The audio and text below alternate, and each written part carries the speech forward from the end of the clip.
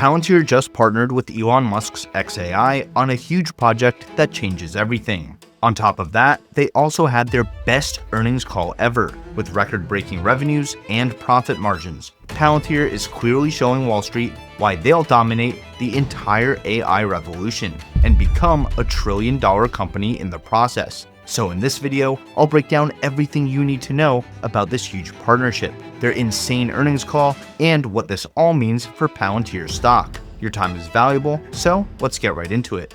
I'd like to start with a quick CNBC clip because it really sets the stage for the rest of this video. In it, Alex Karp highlights Palantir's new partnership with xAI, as well as the most important metrics for tracking Palantir's growth and why the stock is up by over 50% in the last month alone. Here's the clip, and then we'll break it down together. There is a big deal that is being made in AI today between Elon Musk, xAI, TWG Group, which is Thomas Tull, Mark Walter Investment Group, and also the aforementioned Palantir. Why do this deal with TWG, xAI? What does Palantir get out of this? The mission of Palantir is to give an unfair advantage to our friends. And if you look at what regional banks have been saddled with regulatory hurdles and deep technical issues, almost all of which can be solved by the combination of his insights into banking, which he's one of the most successful people in the world at, our tech infrastructure and large language models and compute. And that combination will bring the unit economics of a company like Palantir to regional banks and allow them to do what big banks are claiming to do and grow their revenue at much lower cost. He's very nice, Thomas. I mean, very complimentary, but here's the sad reality of AI. AI is really good at taking money. It's not been very good at making money. Yeah, I think that's exactly right. You get pitched things like that all the time. And in our case, we use our platform on all our systems, and it's made an impact, a material impact. And everything we talk about is, if you made $1 before, are you now making more than $1, or are you just talking about it? So that's what Most people are just talking about it. Okay, but this is the thing. You've got to judge a company or an institution by the fruits they bear. And the thing at Palantir is we're quite good at making money. We make money by being downstream of value creation. And we partnered together in his bank. So you can already see the value creation. And we see this across every industry where the unit economics change, which is why Palantir is growing 71% in the US commercial. We're going to get to that in a second. There's a ton to unpack here, so let's start with the partnership. Palantir is partnering with Elon Musk's artificial intelligence company, xAI. In case you missed it, xAI recently bought X, formerly known as Twitter, from Elon Musk for $33 billion. The goal of the acquisition is to leverage X's massive amount of text, image, and video data to train xAI's Grok family of large language models, and to combine the massive server infrastructures from both companies. Training Grok on all the public posts, comments, community notes, and other interactions on X gives it a huge advantage in terms of understanding the latest news and unfiltered public opinions on almost any topic, all in real time and without having to constantly crawl the open web. The other partner in this deal is TWG Global, which is a data analytics and investment firm focused on AI and finance, specifically around public and private investments, corporate lending, and merchant banking. They're building out a huge set of use cases to address the biggest pain points for regional banks that bigger banks with more resources have already been able to solve. Things like automating business processes and implementing newer technologies that still comply with strict financial regulations. And Palantir will use xAI's massive compute infrastructure and the Grok AI model inside their AIP and Foundry platforms to build ontologies, tools, and workflows to solve these regional banking use cases at much lower costs. Like Alex Karp said in the clip, the result should be a huge change in the unit economics for regional banks, as they move from manually intensive processes cobbled together from multiple software suites to a more streamlined, automated, and consistent set of processes that are driven by AI platforms. And lower costs would let these regional banks compete with much bigger banks that are benefiting from economies of scale. So I'm looking forward to reading this case study and seeing their overall impact in this space. But the truth is, this partnership is about way more than just regional banking. It validates the way that Palantir does business overall. And if they succeed, I'd expect many more massive partnerships in other highly regulated industries, ranging from healthcare and pharmaceuticals to energy, automotive, and aviation, many of which they already have huge projects, partnerships, and successful case studies in. Partnerships like these are how Palantir will hit a $1 trillion valuation over the next few years. I could even see them partnering with Elon Musk's other companies to find the right industry-specific challenges, build the right tools, and use AI to solve real-world problems based on the latest regulations with the most relevant real-time data. And speaking of data, if you're someone who travels, you know the pain of finding fast internet and reliable data abroad, from roaming charges to renting Wi-Fi boxes and swapping out SIM cards. That's why I use Saily, the sponsor of this video. Saily is a super simple eSIM provider that works in over 200 destinations. You just download the app, choose a data plan, and install it on your phone,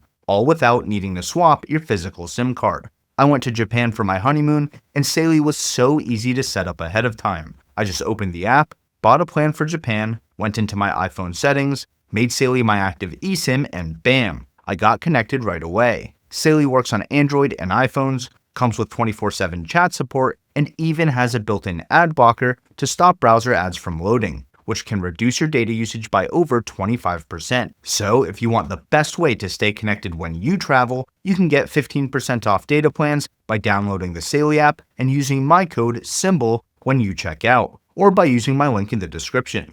Alright, Palantir's huge partnership with TWG and xAI is just one part of their overall growth story. Let's take a look at the big picture next by diving into their earnings results. Palantir reported record revenues of $884 million for the quarter, which is up by 7% quarter over quarter and 39% year over year. That's already crazy growth, but things get even crazier when we break them down by revenue segment. Investors usually prioritize US commercial growth since that's the largest and most lucrative segment for their AI platforms over the long term. But I'm also paying close attention to their government growth, since cost-cutting and efficiency efforts should lead to more adoption of Palantir's Gotham and Apollo platforms, not less. Palantir's US commercial revenue came in at $250 million, which is up by 19% quarter over quarter and a massive 71% year over year. 71%, thanks to two key numbers that every Palantir shareholder should care about. First, their US commercial customer count grew to 432, which is up 13% quarter over quarter and a whopping 65% year over year. And second, their net dollar retention rate was 124% over the last quarter, which is the highest I've ever seen it. The reason these two metrics are so important for tracking Palantir's overall growth is how they work together. 65% more customers means much more than just revenue. It also means new use cases for Palantir's software platforms, which means new pre-built solutions that convert more new customers down the road. Palantir Foundry already comes with tons of ready-to-go tools for a wide variety of markets, and building out even more AI solutions for these markets is one way that Palantir accelerates their growth. That's why their partnership with xAI and TWG for regional banking is so important. And on the flip side, net dollar retention tells us how much more money existing customers spend with Palantir each year. So a 124% net dollar retention rate means that Palantir's current customers are spending an average of 24% more with them year over year. That's huge. So 65% more customers and 24% more revenue per existing customer is why Palantir's revenue growth has actually been accelerating, growing by 27%, 30%, 36%, and now 39% year over year. And it's not just commercial customers. Palantir's overall government revenue grew by 45% too. That huge growth shows that they don't need to sacrifice one side of their business to grow the other, and that both sides can grow even in tough market conditions, like tariffs, government and commercial cost cutting, and fears of a recession. Palantir also crushed it in terms of operating margins, reporting GAAP and adjusted operating margins of 20% and 44% respectively, which puts their Rule of 40 score at an all-time high. There's a rule of financial hygiene called a Rule of 40. I think the highest ever recorded, or one of the highest ever recorded, 83. The reason Alex Karp is so focused on the Rule of 40 is because it measures the quality of a company's earnings, something that the price-to-earnings ratio completely fails to do. That leads to a lot of investors missing some of the best performing stocks on the market just because their PE ratios are too high. I've gained over 100,000 subscribers since the last time I walked through this, so let me go through a quick example to get everyone on the same page. Here's nvidia's stock price over the last 3 years, and the blue line is nvidia's price-to-earnings ratio over that same time frame. Investors bought tons of nvidia stock in the first half of 2023, after they started reporting serious data center revenue growth thanks to their Hopper GPUs, and their price-to-earnings ratio skyrocketed from a low of 37 to a high of 243. And I got tons of comments calling me out for buying the stock at all-time highs and at insane PE ratios. But look what happened next. Nvidia's stock price tripled from $50 per share to $150, but their PE ratio collapsed because their earnings were growing 4 times faster than their market cap. I'm not saying that the PE ratio is a universally bad metric, or that you should never trust it, but I am saying that most investors use it as a way to justify not taking the time to understand the science behind the stocks, which is just my way of saying how the technology company behind the ticker symbol actually makes its money. Alright, so the rule of 40 exists because the PE ratio can be very misleading for companies with high earnings growth, companies like nvidia, and companies like Palantir. The rule of 40 says that even if a company has low earnings today, it could still be a good investment if its revenue growth and its profit margins add up to 40 or more. Palantir's rule of 40 score is 83, since their revenue grew by 39%, plus their adjusted operating margins of 44%. Even if we use their GAAP operating margins of 20%, Palantir's rule of 40 score would still be 59. And just for comparison, Adobe has a score of 51, and Salesforce has a score of around 40. Both of these are gigantic and well-run software businesses. It's also important to understand that as a company's score goes up, each point is harder and harder to achieve, since a company would need to sustain very high growth rates and very high operating margins in the face of increasing competition. That's why most companies have high revenue growth or high margins, but usually not both. So Palantir's rule of 40 score of 83, coming from 39% revenue growth and 44% operating margins, means they're totally crushing it, regardless of their current PE ratio. Alright, so Palantir's customer count is growing fast. Their US commercial customer count grew by 65% year over year, overall commercial customers grew by 46%, and Palantir's overall customer count, which includes government customers, still grew by a whopping 39% in 1 year. And their US commercial revenue grew by an insane 71%, while their US government revenue grew by 45%, again showing that they don't need to sacrifice Gotham customers to grow Foundry or vice versa. Net dollar retention is up, overall deal flow and operating margins are up, and the rule of 40 score is at an all-time high. This was easily one of Palantir's best earnings calls, and they secured that massive partnership with xAI and TWG. But the stock price spiked by 55% over the last month alone, to a whopping $120 per share, which means there's really only one question left to ask. Is it too late to buy Palantir stock? Or are their best days still to come? And if you feel I've earned it, consider hitting the like button and subscribing to the channel. That lets me know to cover more earnings like this. Thanks, and with that out of the way, let's talk about Palantir stock.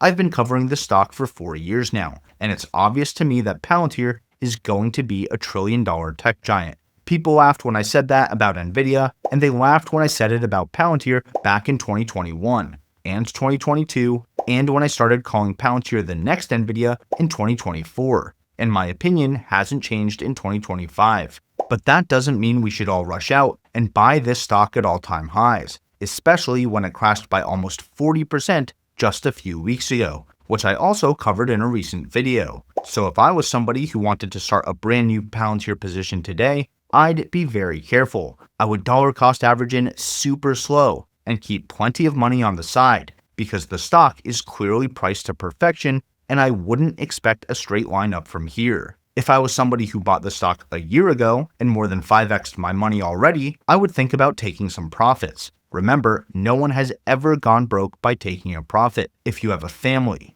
if you have big expenses, if you're just worried about tariffs or inflation, or the economy, ask yourself why you're risking such massive gains. I'm not saying that everyone should sell their entire position, but what I would do is at least recoup my initial investment. That way, I'd only be risking the house's money going forward. I've personally been buying Palantir stock for 5 years now, and I've almost 8x'd my money, even after all the averaging up I've done. I recently got married, I just came back from my honeymoon, and I'm heading to Taiwan next week to cover another AI conference called Computex 2025, which is a conference I've been covering for years now. So I'm personally cashing in about a quarter of my Palantir position to pay for all of that and keep some money on the side for all the reasons I've been talking about over my last few videos. That's a great way to get rich without getting lucky. And if you want to see what else I'm investing in to get rich without getting lucky, check out this video next. Either way, thanks for watching, and until next time, this is ticker symbol U. My name is Alex, reminding you that the best investment you can make is in you.